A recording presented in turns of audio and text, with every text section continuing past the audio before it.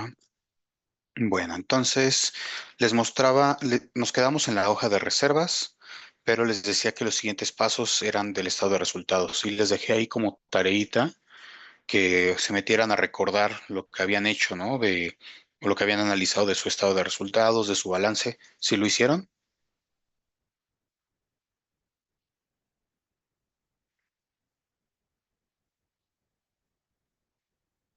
¿No? Bueno, alguien me dijo que sí. Los demás, no, bueno, iban dos sís. Ok, bueno, con eso podemos trabajar un poco rápido. Bueno, entonces vamos a avanzar. ¿Cómo funcionaba esto? Si se acuerdan, estado de resultados es lo que pasa en cierto ejercicio, ¿verdad? En este caso son ejercicios anuales y lo que vamos a medir es en función de lo que entra y lo que sale, ¿no? Con cuánto nos quedamos de utilidad. Ese es el objetivo final del estado de resultados. Y es la utilidad de ese año, ¿no?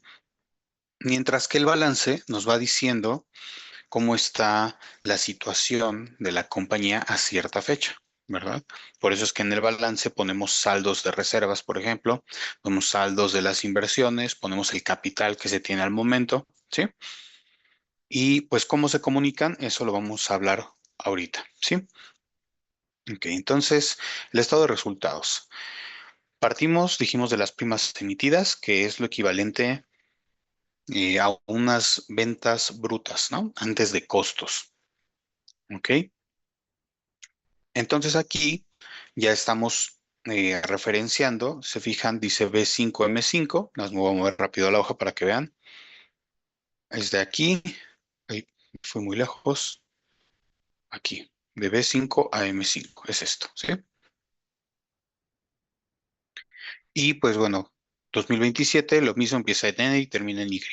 Entonces estas serían las primas emitidas en esos ejercicios, ¿sí? De eso dijimos que nosotros íbamos a ceder, pues, igual es una suma, ¿sí? Sobre lo que ya teníamos calculado y en consecuencia vamos a tomar una retención, ¿sí? Que es simplemente la resta, ¿ok? Este ya estaba construido. Ahora yo les decía que habíamos construido también un incremento neto de la reserva de riesgos en curso y les dije que esto era el cambio en el saldo de la reserva, ajá, pero reserva les dije que era retenida, ¿verdad? Que ese era un concepto que se ocupaba como auxiliar, ¿sí? Que no es que formalmente aparezca ese concepto en el balance, pero tenemos una reserva retenida como auxiliar y la diferencia entre los saldos del año anterior y el actual, eso es lo que se convierte en un incremento o un decremento, ¿verdad?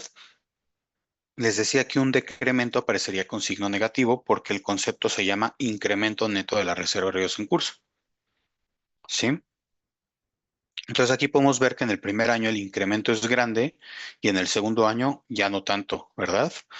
Y vean, si bien la prima está creciendo, ajá, incluso la prima retenida está creciendo.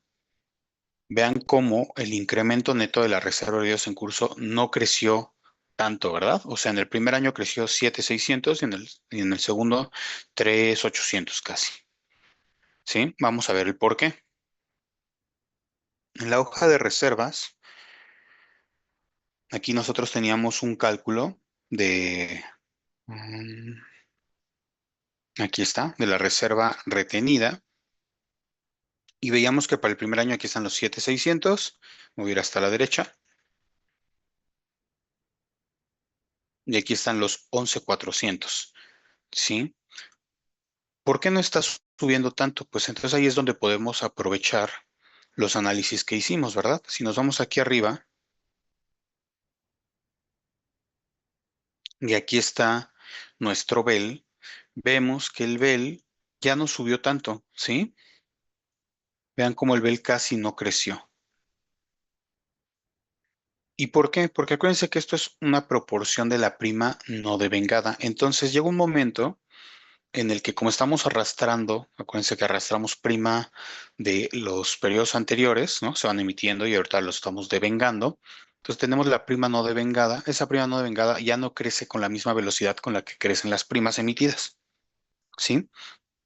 Entonces por eso es que cuando yo llego a este concepto, yo veo que para 2027 ya no subió tanto, ¿ok?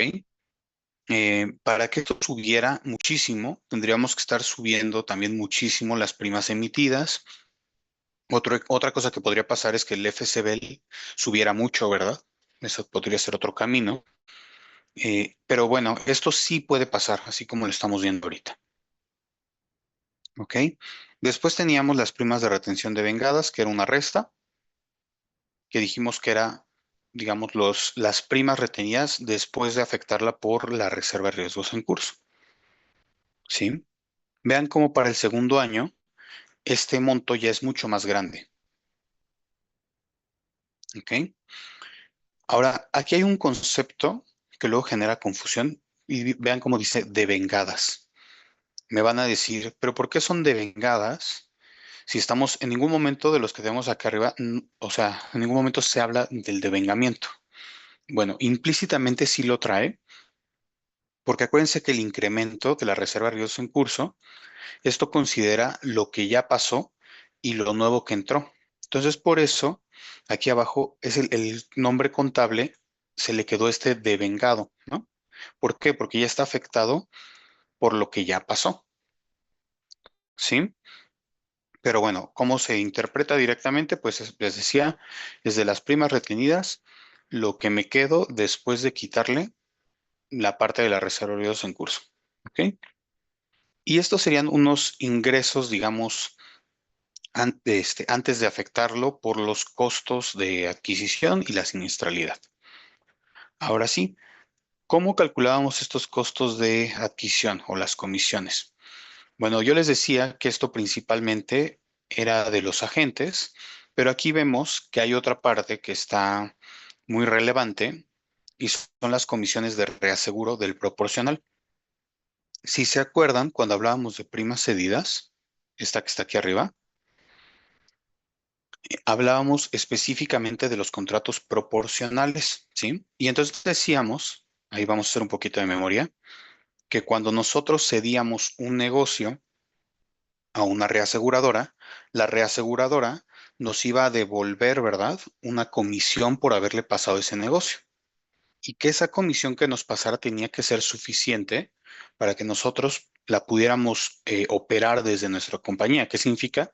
Que al menos teníamos que poder pagarle comisiones a los agentes, podíamos administrarlo desde la compañía y nos podía dejar una utilidad. ¿Sí? Entonces, ¿cómo le estamos calculando aquí estas comisiones de reaseguro? Esto no lo habíamos visto. Es una proporción. Ujú. Vean cómo está aplicada. Una proporción de las primas cedidas, que en este caso es un 35%, que el reasegurador nos devolvería para que podamos operar. ¿Sí? O sea, aquí es un buen negocio porque vean cómo está haciendo un monto alto, ¿no? Y bueno, ¿y cómo lo podemos validar? Yo les dije, al menos tiene que cumplir que nos dé las comisiones de los agentes, o sea, con lo que nos dé, tenemos que pagar la parte proporcional de las comisiones de los agentes, tenemos que hacer frente a la administración de esas pólizas y nos tiene que dejar una utilidad. Entonces, ¿qué le puso errores? ¿No? Bueno, este ya lo había sacado desde el de reservas, pero estos yo me los inventé. Ustedes ya tienen estos porcentajes, ¿se acuerdan? Ustedes ya lo habían calculado o estimado en algún momento. Bueno, pues lo pueden refinar este cálculo. Ujú. Entonces, ¿cómo se calcula el porcentaje? Así, la suma de estos tres. A grandes rasgos, en la vida real se le incluye otras variables, pero ya no mueven mucho, ¿no? Entonces, así sería. Y la parte de los agentes, que tengo aquí un 15%, les decía que eso también es parte del costo, ¿verdad? De adquisición, que aquí está, es un 15%. ¿Cómo se está aplicando sobre primas emitidas? Entonces, comisiones agentes es un porcentaje que se le aplica a las primas emitidas y se convierte en un monto que le vamos a pagar a los agentes, ¿no? Y lo mismo pasa con el reaseguro, las condiciones de reaseguro, pero se aplican sobre primas cedidas, ¿sí? Porque es lo que le vamos a pasar al reasegurador, ¿ok? Y estamos poniendo otros conceptos aquí de costos, que le puse que es un 5%, ¿no? También, si se acuerdan de esto, aquí decíamos que había bonos, ¿no? O había viajes, ¿no? O algunas comisiones adicionales, ¿sí? Bueno, todo eso que va aquí lo estamos poniendo en este, de otros. Ahora me van a decir, ¿pero por qué está este en amarillo y en cero? Bueno, este siempre se los dejo que ustedes lo propongan en función de la compañía que están eligiendo. ¿Quién me recuerda que era este costo de reaseguro no proporcional?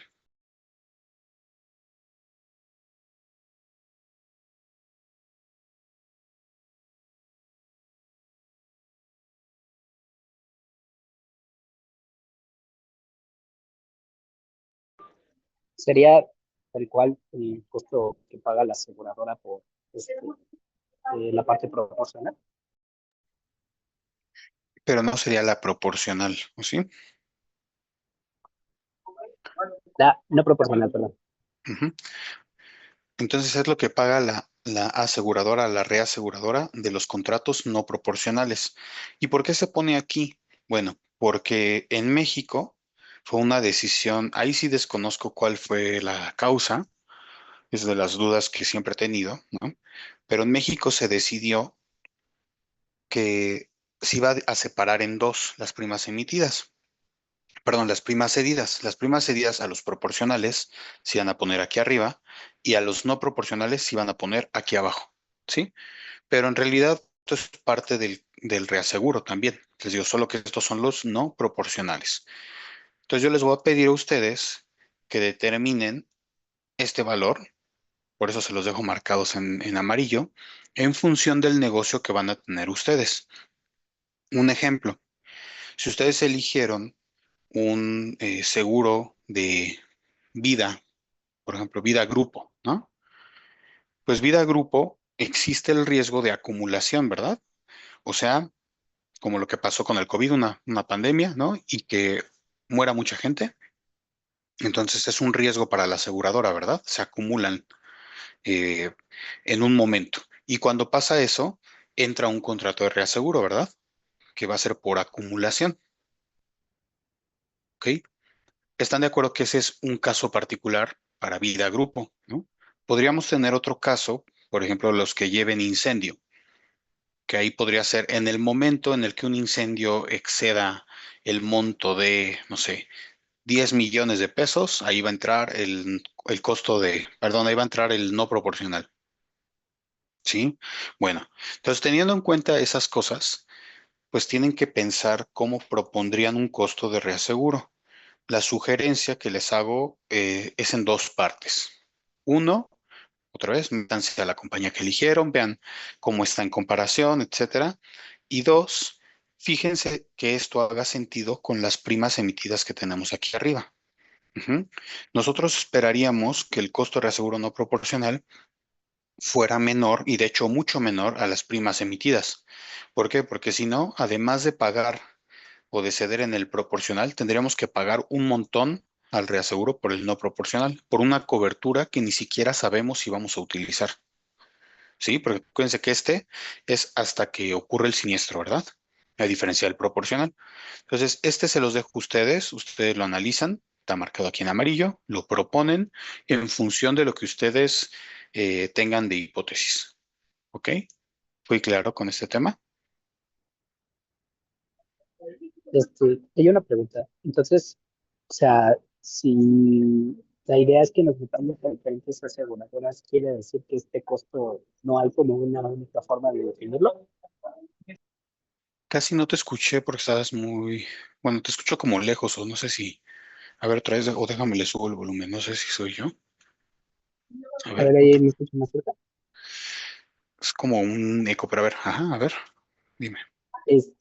Bueno, o sea, que si nos tenemos que meter a distintas aseguradoras o bueno, para ver cómo lo tienen definido, quiere decir que no hay una sola forma de definir este coste de aseguro no proporcional. Eh, no hay una sola forma y sí, yo les recomiendo que lo hagan a través de varias compañías. ¿Cuál sería la mejor forma de calcular esto? La mejor manera es que ustedes determinaran Me voy a mover de hoja. De esta siniestralidad que tenemos aquí, que ustedes pudieran decir cuánto de esto se iría a un contrato de reaseguro no proporcional. Pero para llegar a eso, ¿qué tendrían que asumir? Que estos fueron, en algún momento se hizo uso del no proporcional, ya sea porque excedió el valor, ¿no? Porque hubo una acumulación también, ¿no? O sea, según los contratos que ya conocen. Ujú. Y en función de eso, determinar, no sé, la siniestralidad del año 2026 fue del no proporcional fue de 500, ¿no? Y la del año 2027 fue de 1000, por ejemplo, ¿no? Entonces, ¿qué esperarían? Que como esto es lo que le vamos a pagar al reasegurador, nosotros buscaríamos estar pagando un poco menos, ¿verdad? De lo que nos debería de costar esa siniestralidad, porque si no, no sería negocio, ¿verdad? O sea, si nosotros pagamos más del reaseguro de lo que vamos a recuperar, no es negocio. Entonces, la forma correcta debería ser algo así. O sea, debería ser que determinen cuánto de la siniestralidad es no proporcional y de eso, a largo plazo, en este caso, el largo plazo pues serían los 2 años, ¿no? Porque es lo que tenemos proyectado, decir cuánto es lo que nos cobraría el reasegurador para distribuir esa pérdida, ¿sí? Así es como lo hacen en la vida real. O sea, ellos determinan con una cartera una siniestralidad estimada y con eso le ponen un costo. Pero si les pongo a hacer eso a ustedes, yo creo que se les va a complicar. Si lo quieren hacer así y ya saben más o menos de eso, porque a lo mejor ya trabajan en eso, adelante. Si no, mi recomendación, les digo, es entren y vean más o menos esto, qué proporción representa, por ejemplo, de las primas emitidas. Y con eso se van a dar una idea de cuánto están cobrando las reaseguradoras para tener una cobertura de no proporcional. ¿Ok? Pero cualquiera de las dos funcionaría. Ok. ¿Alguna otra duda de esto? ¿No? Ok. Bueno. Y esto nos dio el costo neto de adquisición, ¿verdad? Que es simplemente la suma de estos. Y después tenemos el costo de siniestralidad. El costo de siniestralidad dijimos que estaba dado por varias cosas. Aquí lo abrí en estos. ¿Sí? La siniestralidad bruta, que esa ya sabemos cuál es, ¿no? Aquí dice que es de B9 a M9. Es este de aquí, ¿verdad? Que es el que ya habíamos proyectado. ¿Ok? Luego me regreso. Tenemos la siniestralidad cedida. También esa ya la habíamos calculado, pero dijimos que es la proporción, ¿verdad? Que vamos a recuperar de esa siniestralidad. ¿Ok? Igual ya lo teníamos, B11, M11. Aquí está. ¿Ok? Y después tenemos Sonor, pero vean qué Sonor estamos poniendo, es el incremento neto. ¿Ok? Igual que lo que hicimos en este, ¿verdad? ¿Por qué? Porque acuérdense que aquí no van los saldos, aquí van los cambios, ¿verdad? Entonces, es cuánto constituimos en el año 2026, cuánto constituimos en el año 2027, que dijimos que era el cambio en saldos entre un año y otro. Ujú. Y además les agregué una siniestralidad cedida, no proporcional, ¿ok? Y ¿por qué se los dejé así? Pues porque justamente espero que lo relacionen con lo que tenemos aquí arriba, ¿verdad? Del costo de reaseguro, por lo que les acabo de decir. ¿Qué no me haría sentido? Que, por ejemplo, que digan, mi costo de reaseguro fue de 1000 en el primer año, 1000 en el segundo año, pero mi siniestralidad cedida no proporcional fue cero. Eso no haría sentido, ¿verdad?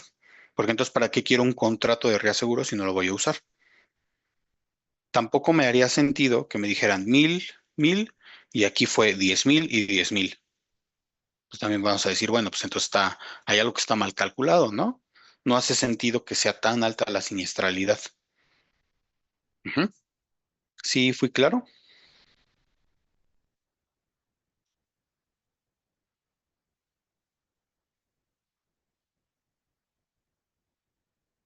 ¿Sí?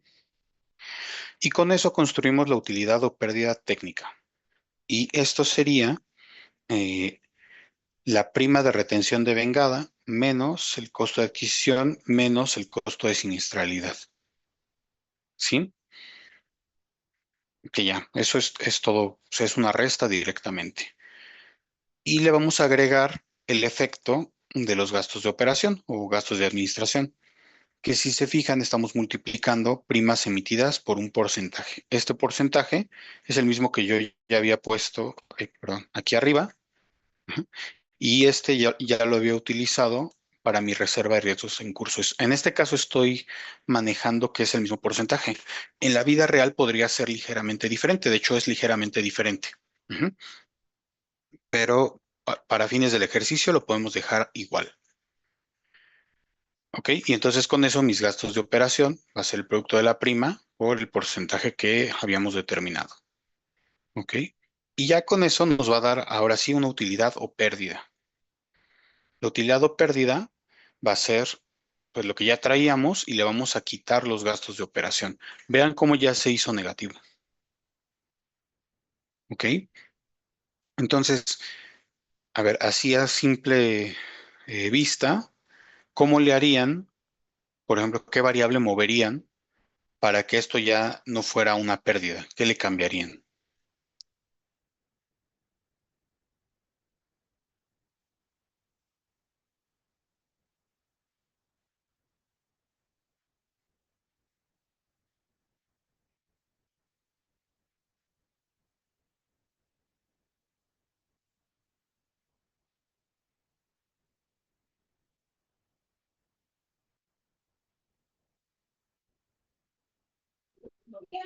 Es Pero que de que mover literal cualquier fila.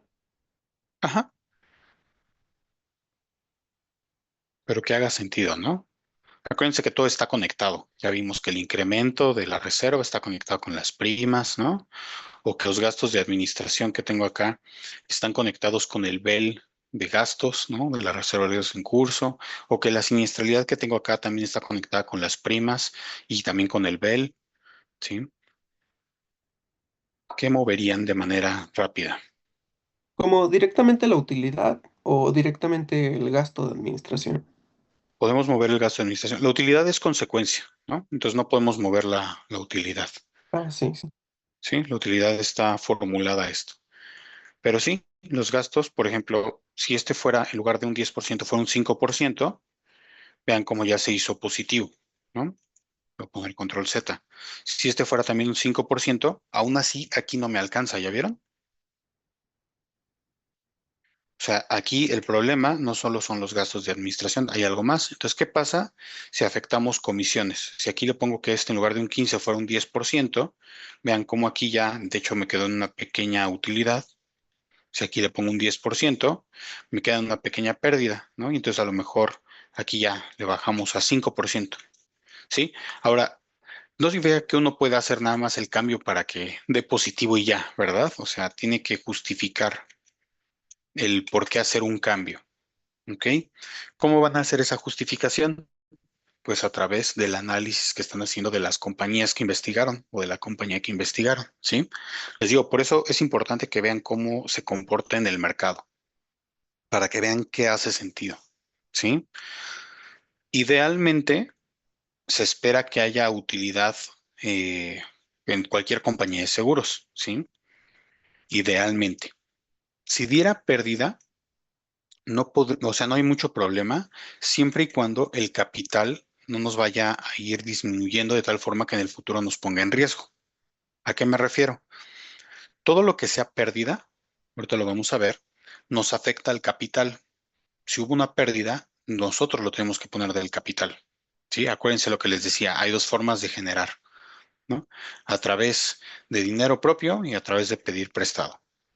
En este caso, el dinero propio dijimos que salía de las reservas, que salía de las ventas, pero entonces si del pasivo no está saliendo, tendría que salir del capital, ¿verdad?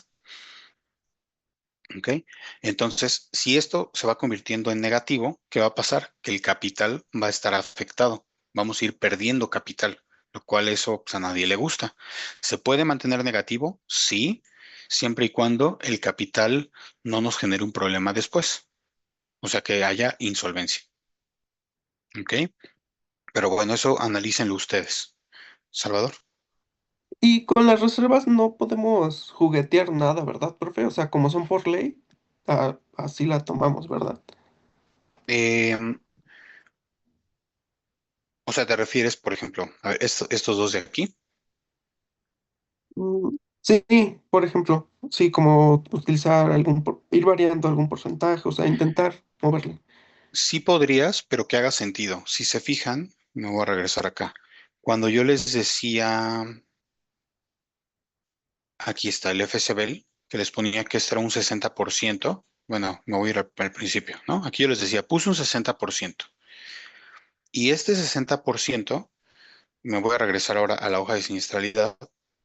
Yo les decía, aquí está multiplicado reservas F5 por A40 y A40, aquí traigo un 60%. O sea, lo que yo esperaría es, si ustedes están bajando, por ejemplo, ese índice de siniestralidad, en lugar de que fuera un 60, fuera un 50%, pues afectenlo en todos lados donde debe afectarse. O sea, se tiene que mover en la siniestralidad y en la reserva. Y también en consecuencia, siniestralidad cedida, en los importes recuperables, etcétera, ¿no? Por eso es que yo todo lo dejo ligado. Entonces, sí se puede, nada más ahí sería la pregunta, ¿y por qué no sería 60%? ¿Por qué sería 50, por ejemplo? Tienen que justificarlo, ¿no? Ah, pues porque yo veo que en el mercado el índice de siniestralidad no es del 60%, sino es del 50%. Ok, eso es una justificación. Porque la compañía que analicé no trae 60, trae 55. Ok.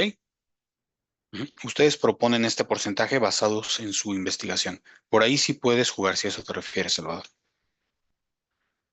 Ok, Gracias, profe. de nada. Bueno, listo. Y entonces, les digo, el objetivo aquí sí debería ser que fuera positivo. Si no lo es, nada más con que no pongan en riesgo al capital y en consecuencia a la compañía, ¿sí? ¿Y qué creen? Que yo les voy a pedir a ustedes que agreguen estos. Ujú. Y ahorita vamos a ver cómo lo construimos. Pero primero me tengo que pasar a la hoja del balance y ahorita les digo cómo llegamos a estos valores. ¿Ok? ¿Dudas hasta esta hoja?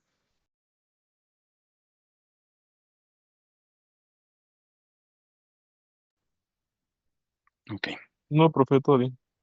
ok. Vámonos a la hoja del balance. Yo les decía, el balance, eh, dijimos, traemos activo, que aquí a lo mejor debí haberle puesto negritas para que fuera más claro. Total activo, total pasivo y total capital. Yo les decía que el balance pues tiene ahí la ecuación, pero que además el balance es como vamos a ir jugando con lo que entra y sale del estado de resultados, principalmente qué conceptos, reservas, ¿sí? Ok, ¿qué debe de cumplir esto? Y ahí sí les pido que vayan anotando con mucho detalle. Se los dejé en blanco, siempre se los dejo en blanco, de hecho, porque es donde yo espero que ustedes se metan a investigar, ¿ok? Vayan anotando ahí las reglas de cómo podrían estimar. Inversiones. ¿Ustedes qué saben de las inversiones? Lo hablamos al inicio del curso. Ese sí se lo deberían de saber. ¿Qué tienen que cumplir?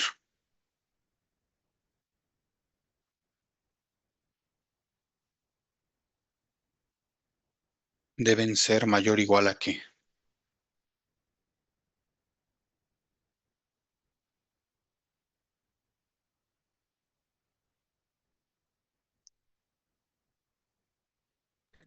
O sea, me imagino que a cero, y son lo de nuestras reservas, ¿no?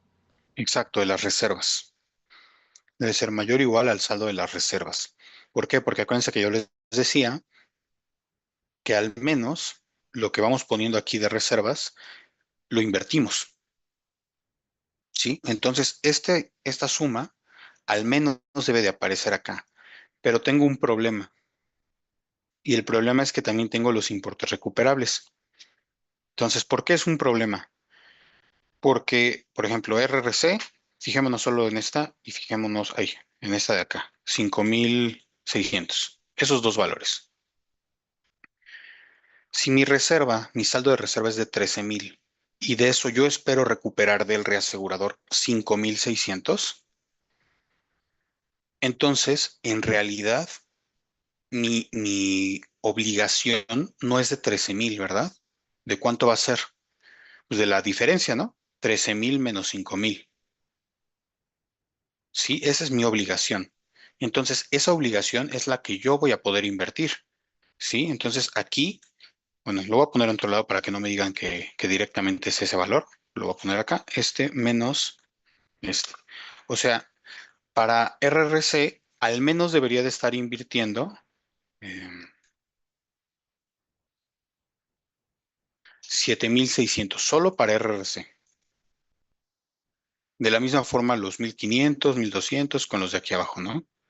Este, todo eso es lo que yo debería de estar al menos invirtiendo. ¿Y por qué? Porque lo que está pasando es que si yo tengo este pasivo, en realidad todo esto debería de ir acá. Pero como estoy aprovechando la figura del reasegurador, estoy mandando una parte de esos ingresos aquí abajo. Entonces, si yo lo pusiera completito, esto que suma 18,840, si yo los pusiera aquí arriba, tendría una parte duplicada, ¿verdad? Porque una parte la estoy poniendo aquí y otra parte la estaría recuperando el reasegurador y eso no es cierto, porque ya lo tendría duplicado. Entonces, por eso es que aquí arriba va sin el efecto de los importes recuperables. Ahora, no es que vaya a ser igual, o sea, yo no puedo hacer esto, no puedo ponerle nada más que, uy, perdón, sum de este y esto menos sum de este. O sea, aquí tengo 10,400, ¿no? Pero no es que sea exactamente este monto el que debo de tener aquí. Yo les dije, tiene que ser un monto mayor o igual a esto. Si nos vamos a los orígenes de la compañía, ¿sí? ¿De dónde sacaron el dinero de las inversiones cuando no había ventas? Díganme, ¿de dónde lo pudo haber sacado la compañía si no había ventas todavía? ¿Capital? Capital. Capital, ¿verdad? Muy bien. Entonces, una parte de aquí sigue estando con el efecto de ese capital. ¿Ok? La regla que normalmente siguen las aseguradoras es que al menos van a invertir, ahorita este de aquí, pero también van a tener una parte de capital aquí invertido. ¿Sí? Porque se queda. No se van a deshacer de las inversiones. Ya que sería riesgoso, ¿no? Porque imagínense que esto acuérdense que es dinámico, ¿no? En realidad cada mes lo vamos actualizando, las inversiones. Imagínense que con este cálculo, si yo lo dejo así igualito, igualito, en algún momento por tipo de cambio o por tasas, lo que sea, esto me dé menor a lo que tengo aquí abajo, bueno, la resta, ¿no? Que les decía. Voy a estar en serios problemas, ¿verdad? Porque ya no cumple el principio que les acabo de decir, que tiene que ser mayor o igual. Entonces, ¿qué es lo que hacen las compañías? A esto le agregan algo. Para ustedes, yo les diría que cumpla que sea mayor estricto a esto, agréguenle algo, agréguenle, no sé, un 5, un 10%, un 20%, con lo que ustedes consideren, ¿no? Entonces podrían ponerle algo de este estilo y le agregan un 5, 10, 20% con lo que quieran y ya con eso cumple la regla, ¿verdad? Les digo, ¿por qué le ponemos así? O sea, siempre vamos a tener un pedacito del capital invertido. ¿Por qué? Porque si no lo tuviéramos y de repente hay volatilidad, ya vieron lo que son los riesgos, ya hablamos, de hecho lo hablamos nosotros y ustedes lo reafirmaron con los ayudantes, cuando hay riesgos ya financieros, ¿verdad? Entonces, si hay un riesgo financiero, podríamos perder mucho de esas inversiones. Por lo tanto, no podemos hacer eso y lo que hacemos es al menos invertir esto más un pedazo que es de capital para garantizar que estemos cubriendo todo. ¿Sí? Ok. Bueno, se los voy a borrar. Ustedes ahí espero que hayan tomado sus notas. La otra parte va a ser la disponibilidad. Disponibilidad es esa que les enseñan en Conta que se llama caja y bancos, ¿no? Para una aseguradora, caja y bancos debe ser muy chiquito. Yo les recomiendo, vean esto más o menos cuánto representa de sus inversiones, por ejemplo, o de sus primas, como vean que haga más sentido el indicador, en la compañía que hayan elegido. ¿Sí? Normalmente son montos muy chiquitos. No se espera tener mucho en caja y bancos, ¿no? Casi todo ya piénsenlo, es dinero que está invertido. No se espera tener liquidez. Salvador. Pero lo de caja no sería directamente lo que usaríamos para pagar los siniestros. O sea, sí, como que sí suena importante, ¿no? Pero acuérdate que así como entra el dinero, sale el dinero. Lo que por ahí hablábamos en algún momento del calce y descalce. Nosotros Sí. esperamos no tener el dinero ahí como inútil, ¿no? Si lo dejas aquí en disponibilidad, en ay, perdón, este de aquí, significa que no vamos a poder hacer uso para invertirlo. Entonces, ¿qué busca una compañía? Pues aprovechar ese dinero lo más que pueda. Entonces ahí como que les aplicamos como que los hacemos esperar un par de días, una semana, Es para que correcto. todo cuadre bien, ¿va? Exactamente, así es como funciona. Y que es verdad, o sea, no es que los hagamos esperar, sino que por la misma naturaleza de la operación se van desfasando las cosas, ¿no? Incluso si alguien de ustedes ya ha hecho uso de un seguro, que yo que sí, por lo menos alguno de autos o alguno de gastos médicos, o sea, saben que al momento se reporta, ¿no? El siniestro, pero no es que la aseguradora luego pague, ¿verdad? Sino que hay cierto trámite, hay que validar que no se fraude, que todo esté en orden, que se cumpla, ¿no? Que el tercero haga uso de sus papeles también bien, ¿no? Que el hospital mande los papeles a la aseguradora, etcétera. Entonces, no es tanto porque la aseguradora quiera ponerse más lenta a propósito, a veces por la misma operación, también se hace más lento. Y normalmente va pasando que aquí, o sea, la forma correcta de calcular la disponibilidad es con otro estado financiero que no vamos a ver, que es el de flujos de efectivo, ¿no? Es dinero que sale, dinero que entra, y esa diferencia es lo que nosotros vamos metiendo aquí en disponibilidad. Esa sería la forma correcta. Como no vamos a hacerlo así,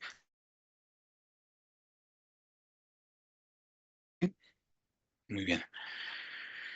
Em, ¿Qué otro concepto tenemos? Por ahí veíamos deudores. ¿Alguien me recuerda qué era esto de deudores cuando hablábamos del activo? Lo que nos deben, Ajá, ¿quién nos debe? los que compran primas, los que van pagando, los que deberían de pagar. Exacto. Los que compran pólizas, ¿no? Ajá. Entonces, cuando se emite una póliza, yo les decía, me voy a regresar, en el estado de resultados no se llaman eh, primas cobradas, ¿verdad? Se llaman primas emitidas. Y yo les decía que todo el estado de resultados de Solvencia 2 en México está basado en estimaciones, no está basado en flujos de efectivo.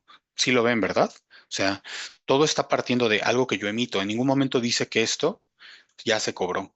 La siniestralidad es una siniestralidad como costo estimado, no es que ya se haya pagado esa siniestralidad. ¿Sí?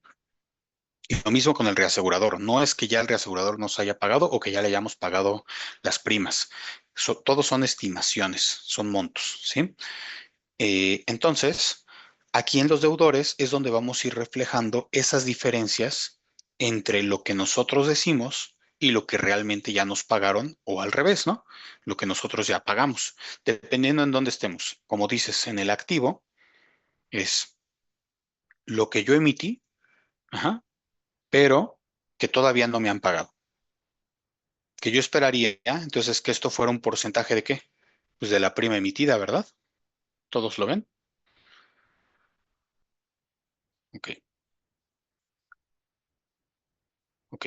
En el mismo sentido, aquí abajo, en el pasivo debería haber un concepto que se llame eh, acreedores, ¿verdad? Yo no se lo puse aquí. Si se lo quieren agregar o no, adelante. Pero los acreedores sería lo opuesto, ¿verdad? Por ejemplo, ¿qué pasa si yo le debo dinero al reasegurador por lo que yo le cedí? Bueno, pues eso lo tengo que meter aquí, ¿verdad? En el pasivo, ¿ok? También, ¿qué pasa si la aseguradora tiene créditos? ¿En qué caso tendría un crédito? Pues cuando paga cosas, por ejemplo, con una tarjeta de crédito. Puede hacerlo, ¿no? ¿O qué pasa si sus empleados se fueron de viaje, ¿no? Y le debe dinero a los empleados? Bueno, pues tiene que aparecer aquí, ¿verdad? Ese tipo de cosas que generan diferencia entre lo que traemos y lo que ya se pagó, les digo, aquí ya tiene que ver más con el efectivo, es lo que tenemos que ir registrando. Aquí aparecería un concepto de acreedores en el pasivo, ajá, que yo no se los puse, igual les digo, si quieren agréguenlo. Sería bueno el ejercicio para que lo entiendan un poquito más. Si no lo agregan, no pasa nada. Yo no se los puse aquí. Y en este caso, deudores, les digo, es como de las primas. También, ¿qué más podría ir aquí en deudores? en el activo podría ir cuando el reasegurador no nos ha pagado lo del siniestro, ¿verdad? O sea, nosotros ya reconocimos que hubo un siniestro, ya reconocimos que la reaseguradora nos tiene que pagar, pero no nos ha pagado. Bueno, eso es un deudor también en el activo, ¿ok? ¿Qué otro ejemplo podría ir aquí abajo? Bueno, en estos, por ejemplo, aquí les decía en acreedores, cuando nosotros no le hemos pagado a los agentes, ¿verdad? Ya reconocimos que le vamos a pagar una comisión, pero no se le hemos pagado. Entonces, a eso se refiere deudores y acreedores, que eso pues, ustedes ya lo tenían claro desde que llevaron conta. Bueno, espero, ¿no? Yo sé que ya pasaron un par de años incluso, ¿no? Pero a eso se refiere, ¿no? Y creo que ya aquí ya hace más sentido entender esto y no como nos lo enseñan en contra de la cuenta T y que, ¿no? Quién sabe qué tanto hacemos ahí que pasa de un lado y que del otro y que, ¿no? Bueno, bueno, no sé, yo la verdad no le encontré sentido a eso. Empecé a ver estas cosas en el trabajo. Bueno, ok, ya vimos a grandes rasgos qué va en todo esto. Eh, por ejemplo, aquí yo les estoy poniendo explícitamente lo que les decía de los deudores, lo separé para el reaseguro. O sea, el de aquí arriba es un deudor, le llamamos deudor por prima, y el de aquí abajo va a depender del reasegurador, de lo que nos debería de haber pagado de la siniestralidad, ¿sí? Y vean cómo aquí está su contraparte. Aquí es lo que nosotros le debemos a la reaseguradora, que sería esa parte de acreedores, ¿sí? Bueno, eh, ¿qué más? Otros activos y otros pasivos, generalmente, pónganlo como un porcentaje, un monto fijo que vaya subiendo con la inflación, lo que ustedes quieran. Estos montos se deben a cualquier otra cosa que no tengamos registrado aquí arriba y son montos chiquitos, ¿sí?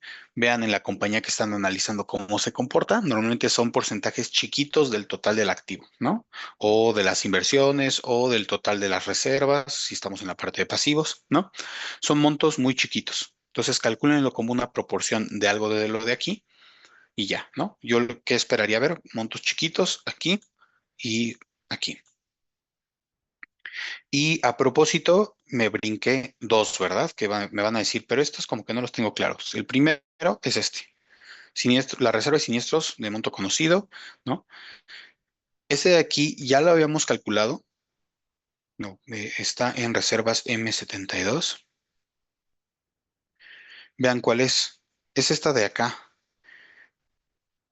ujú, que dijimos que esta que era lo que ya conocíamos menos lo que ya se había pagado.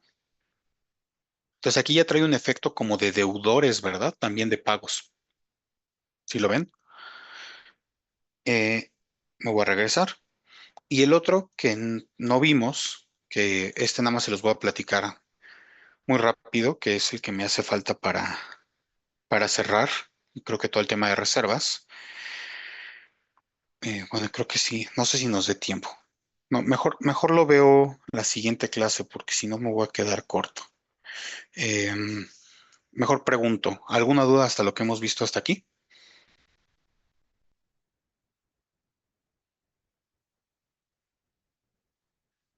¿Todo No, bien? profe, vamos bien. Ok. Si van tomando buenas notas de cada concepto. Algo, algo. Ok. Bueno, les platico cómo van a ser las siguientes sesiones. Ya les vamos a dar aquí el ejercicio y vamos a estar trabajando igual en conjunto, ¿no? O sea, les abro ahí sus grupos. El proyecto final es en equipo, ¿no? Así habíamos dicho. Igual yo voy aclarando sus dudas.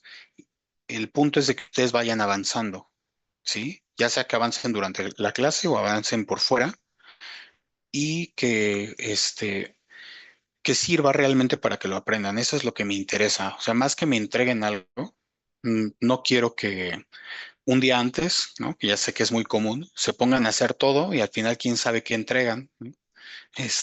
Sino lo que quiero es que realmente les sirva de algo. Si ustedes dominan bien este tema, les va a ayudar en dos cosas principalmente. Para los que estén inseguros, para la prueba de solvencia dinámica. Los que trabajen en riesgos o en prueba de solvencia dinámica les va a ayudar muchísimo. Y para los que se vayan al mundo financiero y se dediquen a hacer proyecciones de compañía, ya sea de la compañía que trabajen o de otras compañías, esto les va a ayudar muchísimo a saber hacer una proyección de estado de resultados y balance general. ¿Ok? Por eso me interesa que sí lo aprendan bien. Bueno, entonces con esto aquí lo dejamos y mañana le seguimos.